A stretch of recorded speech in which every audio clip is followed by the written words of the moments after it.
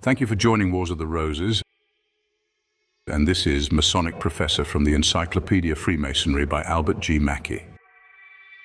Masonic Professor. A plan was prepared and read to the Lodge of Promulgation by the Secretary on December 22nd, 1809. The plan considered what should be done in disseminating the knowledge they have acquired, and then proceeds.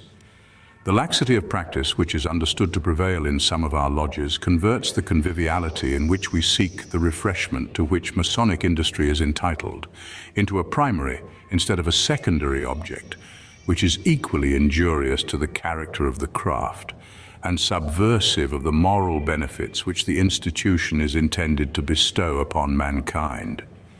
These feelings, if traced to their source, will be found to resort from a want of some legitimate, some authorized means, by which the zeal of the ardent members shall at all times be sustained and encouraged. The indifference of the tardy finds a spur that shall beget emulation where it does not exist, and increase it where it does. The foundations of Masonic wisdom have hitherto disposed their salubrious supplies in very few and scanty streams. The plan proposed: the institution of the office or degree of a Masonic Professor of the Art and History of Speculative Freemasonry, to be conferred by diploma on some skilled craftsman of distinguished acquirements and general fitness. Under the title and designation of Masonic Professor of the most ancient and honorable society of free and accepted Masons under the Constitution of England, with authority to instruct publicly and privately, to select an adequate number of craftsmen to act as his occasional assistant, who should be awarded the distinction of certain appropriate embellishments such as a medal, a ribbon, or a sash. That the professor should instruct a syllabus according to the precise forms now sanctioned, not only to serve as an assistant to those who are desirous of prosecuting Masonic studies, but as a remembrance and an aid, essential and necessary to all lodge officers of every class, and as a book of reference that is indispensable on almost all occasions, and at almost all times as a devoted to the practical duties of the order.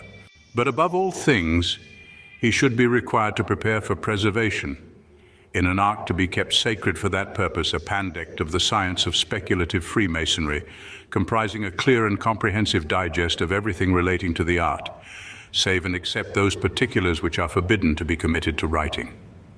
That in cases of future occasion to ascertain points concerning which doubts, uncertainty, or difference of opinion may exist, a reference to this duly sanctioned authority may conclusively decide the question and effectually govern the practice thereafter.